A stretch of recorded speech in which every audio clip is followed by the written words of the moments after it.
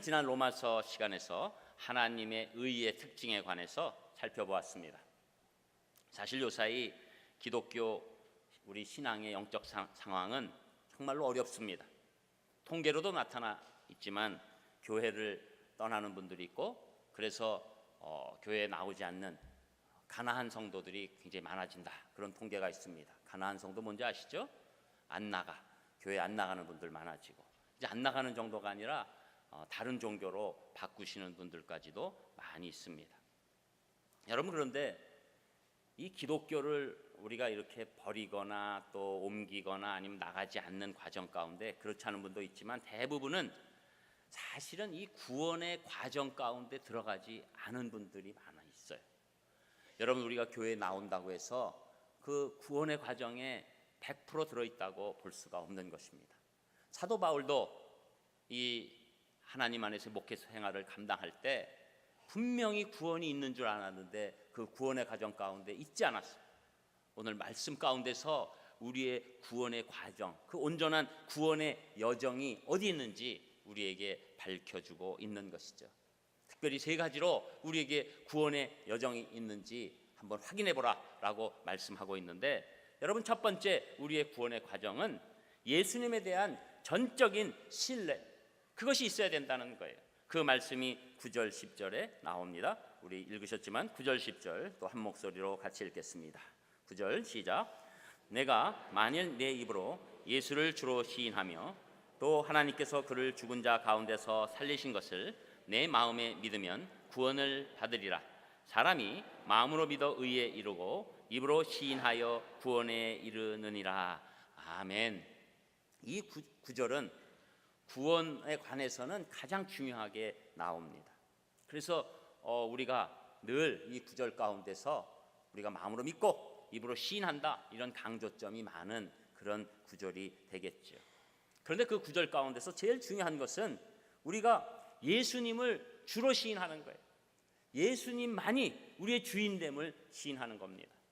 여러분, 기독교 신앙은 절대자 하나님만 인식하고 인정하는 것이 아닙니다.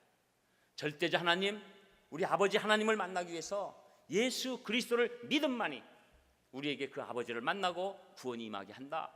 결국은 예수 그리스도에 집중하는 종교가 바로 기독교인 것이죠. 여러분, 기독교 장로회, 예수교 장로회 하면 다른 것지 알지만 기독도 예수 그리스도를 한자로 쓴 것 아닙니까?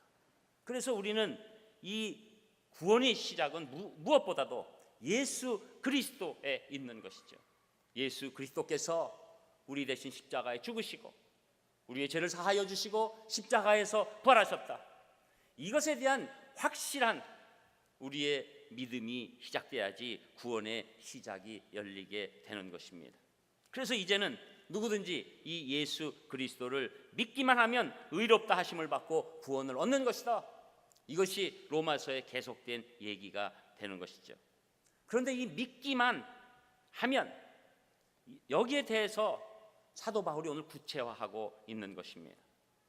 사실 우리가 그동안에 교회 부흥이 있었고 부흥에 따른 전도에 열심히 있었고 또 선교단체의 헌신 가운데서 많은 분들이 구원을 받았다고 생각하고 있습니다. 그런데 구원을 받은 사람들을 조금 시간을 가지고 지나다 보면 나중에 하는 말과 행동이 저 사람이 진짜로 예수님을 믿었는가? 여기에 대해서 의문을 갖게 되지요. 오늘 사도 바울은 그 이유를 밝히는 거예요. 구원받은 믿음의 사람이 되기 위해서는 이 세 가지 요소가 있어야 된다. 그것은 예수 그리스도께서 우리를 위해서 십자가에 죽으시고 부활하셨다. 그 진리에 대한 지식이 있어야 되죠. 그 지식 없이 어떻게 예수님께서 우리를 구원하심을 알 수 있겠습니까? 그리고 이 진리를 넘어서서 그 진리에 대해서 우리가 동의를 해야 합니다. 그리고 동의로 끝나는 것이 아니라 진리에 대해서 완전한 신뢰가 있어야 된다는 것이죠. 그러니까 머리로 알고 마음으로 믿고 오늘 말씀처럼 입으로 고백하는 것까지의 그 연결점, 그 삼박자를 갖춰야지 거기에 온전한 구원이 있다고 얘기하는 것입니다.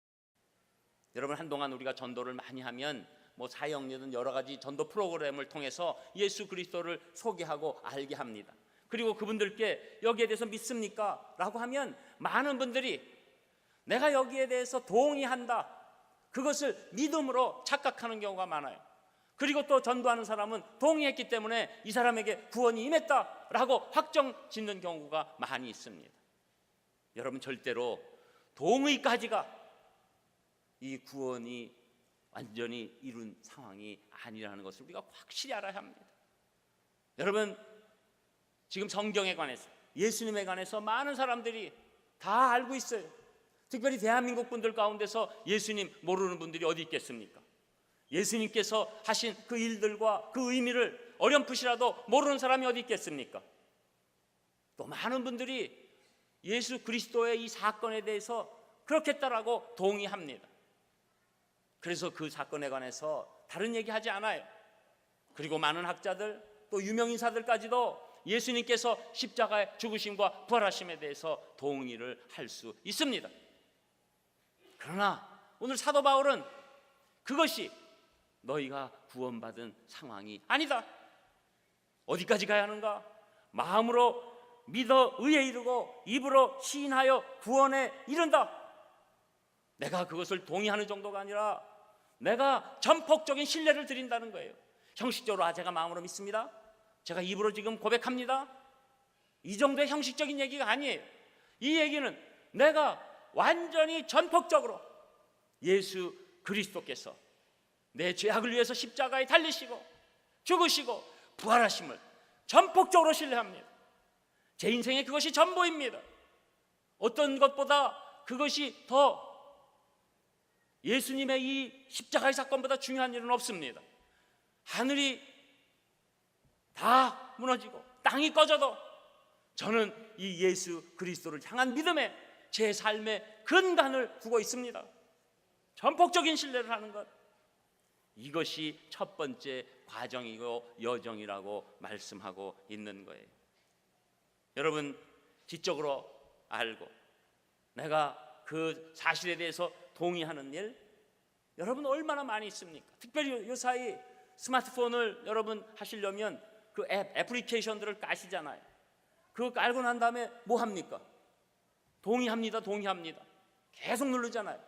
그러니까 그 밑에다 귀찮은 걸 알아서 모든 것에 동의합니다. 한꺼번에 누르면 쫙 동의.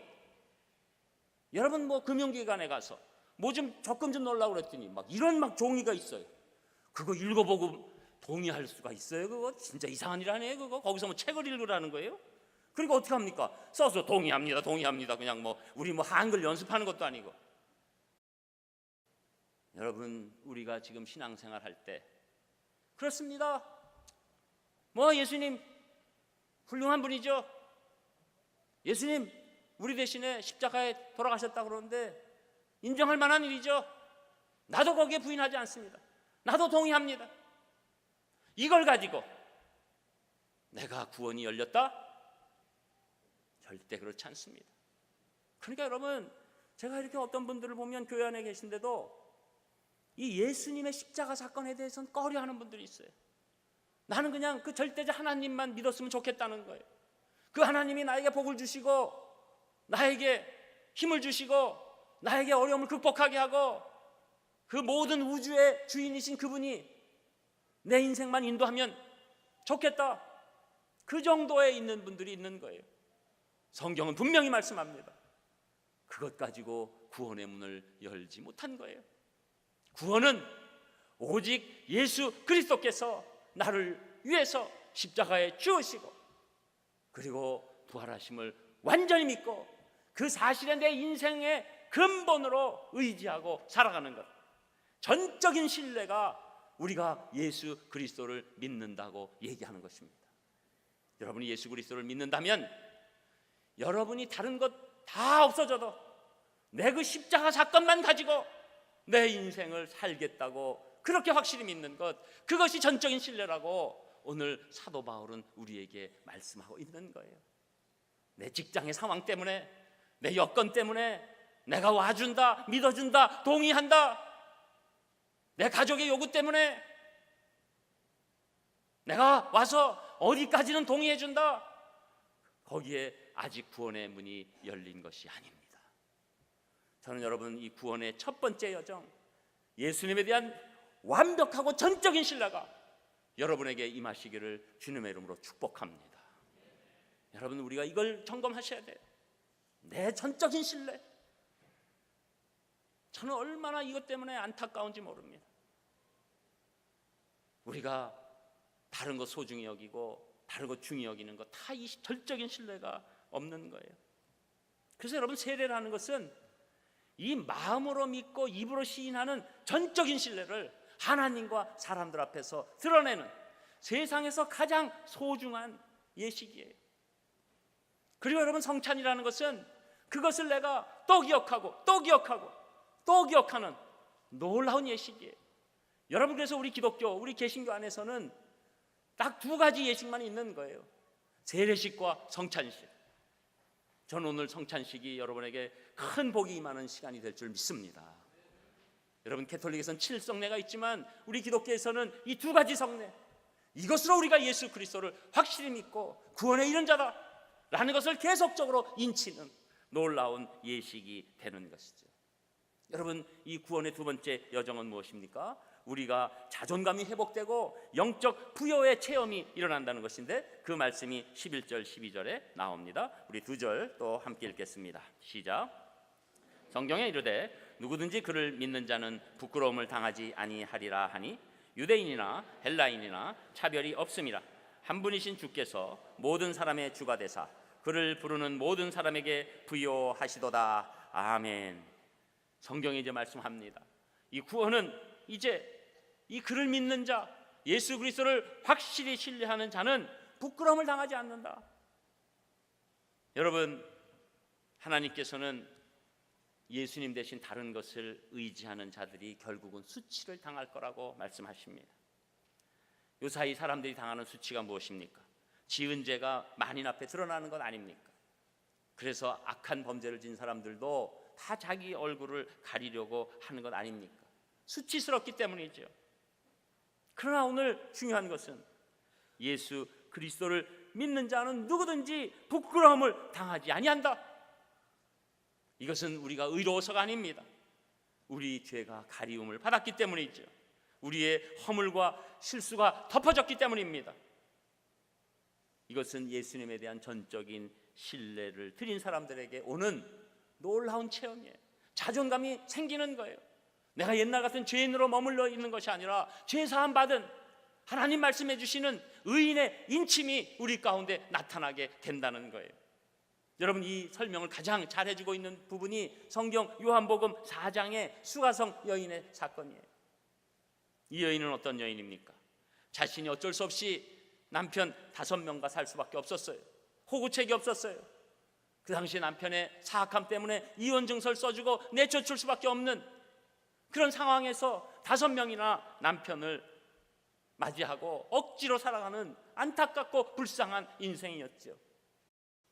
그런데도 불구하고 사람들은 죄인이라고 얘기하고 심하게 얘기하면 아주 창녀 같은 여자라고 손가락질합니다. 이 여인도 물을 기르러 와야 되는데 저녁 선선할 때 나가면 사람들과 만나니까 자기가 수치스러워서 나갈 수가 없는 거예요. 그래서 때학볕이 있는 낮 12시 정오에 물을 길러 갔다가 예수 그리스도, 우리 예수님을 만나게 되는 것이죠. 복음 대신 예수님을 만나고 그분이 메시아라는 것을 믿게 되고, 그리고 이 여인에게 놀라운 일이 일어납니다. 그렇게 두려워하고 부끄러워했던 사람들, 그 사람들을 피해서 왔었는데 이제는 물동이를 옆에 던져두고 그 사람들에게 뛰어들어가는 거예요. 나 남편 5 있는 거 상관없습니다. 나 여러분들이 더럽다고 얘기해도 상관없습니다. 나는 예수 그리스도 안에서 구원받은 사람입니다. 나는 이제 하나님의 사람으로 살 수 있게 됐습니다. 나는 예수 그리스도를 이제 전할 것입니다. 그들로 뛰어들어가는 놀라운 일, 하나님이 그 여인에게 자존감을 회복시켜 주신 거예요. 저는 여러분, 구원의 과정 가운데서 여러분의 자존감이 높아질 줄 믿습니다. 하나님의 자녀의 자존감이 세워질 줄 믿습니다. 이게 놀라운 이 구원의 과정이에요. 이것을 꼭 우리에게 체험으로 주시는 거예요. 우리 10년 가운데서 아무리 내가 잘나고 잘 인정받는다고 해도 늘 어려웠던 이 자존감이 예수 그리스도 안에서 놀랍게 회복되는 체험을 하면서 부끄러움이 사라지고 하나님께서 나를 존귀히 여기는이 드러나게 되는 것이죠. 여러분, 그것으로 끝나는 것이 아닙니다. 이제 유대인이나 헬라인이나 차별이 없이 한 분이신 주께서 모든 사람의 주님이 되셔서 그를 부르는 모든 사람에게 부요하게 하시도다. 여러분, 이것은 육체적인 부요함만을 얘기하는 것이 아니에요. 먼저 영적인 부요함이 오는 거예요. 그동안에는 나는 늘 결핍이 있었습니다. 여러분, 대한민국의 결핍은 상대적이고 절대적이고 객관적인 그런 결핍이 아니에요. 상대적인 결핍입니다. 우리는 늘 지금 다 결핍 가운데 있다고 얘기해요. 그러나 예수 그리스도의 구원이 임한 자들에게 오는 이 구원의 여정 가운데서는 내가 부요함을 느끼는 거예요. 하나님이 주신 것으로 능히 살 수 있다, 충분히 살 수 있다, 그리고 그것 안에서 감사함을 느끼고 있는 것이죠. 그래서 이 부요하심에 관해서 새 번역은 그를 부르는 모든 사람에게 풍성한 은혜를 내려주신다, 이렇게 해석했어요. 여러분, 예수 그리스도를 믿는 자에게는 두 번째 구원의 여정 가운데 은혜를 받는다는 것입니다. 저는 오늘 여러분이 예수님 믿고 구원받으셨기 때문에 은혜가 충만할 줄 믿습니다. 세상에서는 은혜가 뭔지 몰라요. 은혜는 절대자가 거저 주시는 선물을 은혜라고 얘기하는 거예요. 사람들이 주는 선물이 아닙니다. 절대자만이, 우주 만물의 주인 되신 그분이 주시는 선물, 그게 은혜예요. 그래서 그 구원받기 전에는 내가 늘 부족했어요. 내가 늘 목말랐어요. 그러나 예수님 믿고 구원이 임했을 때 저는 부요합니다. 저에게는 충분함이 있습니다. 저에게는 은혜를 주셔서 감사합니다. 저에게 어떤 이런 사랑이 내려올 수 있을까요? 하나님 은혜입니다. 감사합니다. 내 상황과 환경은 하나도 변하지 않은 것 같은데 나는 충만함으로 차 있습니다. 자족함으로 차 있습니다. 감사로 해석합니다. 이것이 하나님께서 주시는 영적 부요의 체험이죠. 끝으로 이런 자존감 회복과 영적인 부여가 오면 가만히 있을 수가 없어요. 예수 그리스도의 이 복음을 전하게 되는데, 이 복음 전파에 일어나는데 그 말씀이 13절에서 15절에 나옵니다. 우리 세 절도 함께 같이 읽겠습니다. 13절 시작. 누구든지 주의 이름을 부르는 자는 구원을 받으리라. 그런즉 그들이 믿지 아니하는 이를 어찌 부르리요? 듣지도 못한 이를 어찌 믿으리요? 전파하는 자가 없이 어찌 들으리요? 보내심을 받지 아니하면 어찌 전파하리요? 기록된 바 아름답도다 좋은 소식을 전하는 자들의 발이여함과 같으니라. 아멘. 여러분, 이 사도 바울은 놀라운 구원의 여정을 전개하고 있어요. 누구든지 주의 이름을 부르는 자, 전폭적인 신뢰죠. 그런 자 구원을 받는다고 얘기하는데, 그런데 믿지 아니하는 이를 어떻게 부르냐? 믿을 수 있는 일이 있어야지 부르잖아요. 그런데 믿으려면 뭘 들어야지 믿지요. 근데 들으려고 하는데 누가 전해줘야지 듣지요. 놀라운 말씀입니다.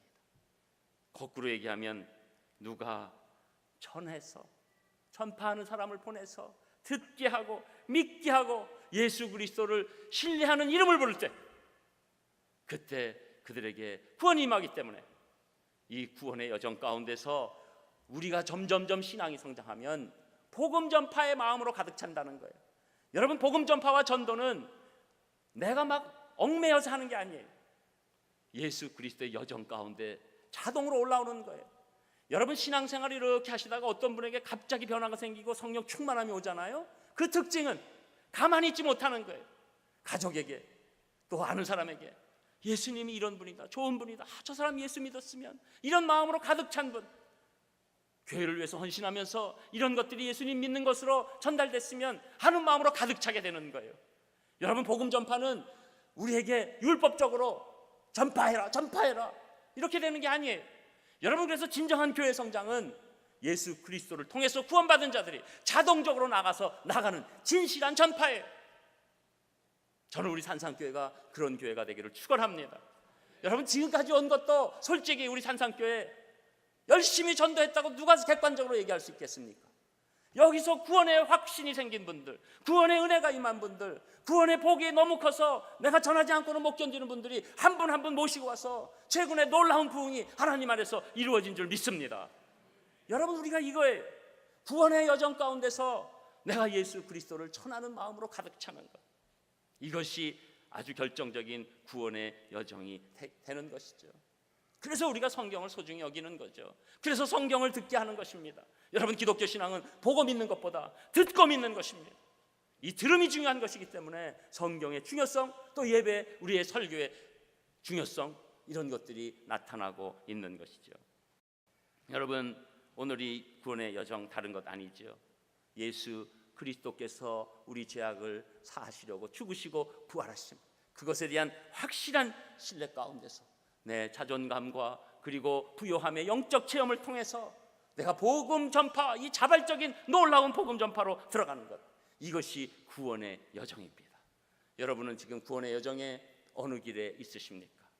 오늘 구원의 여정 시작을 안 하신 분들, 확실한 신뢰, 내가 머리로 알고 동의까지는 했지만 확실한 신뢰 가운데 없는 분들에게는 이 확실한 신뢰가 임하시기를 축복합니다.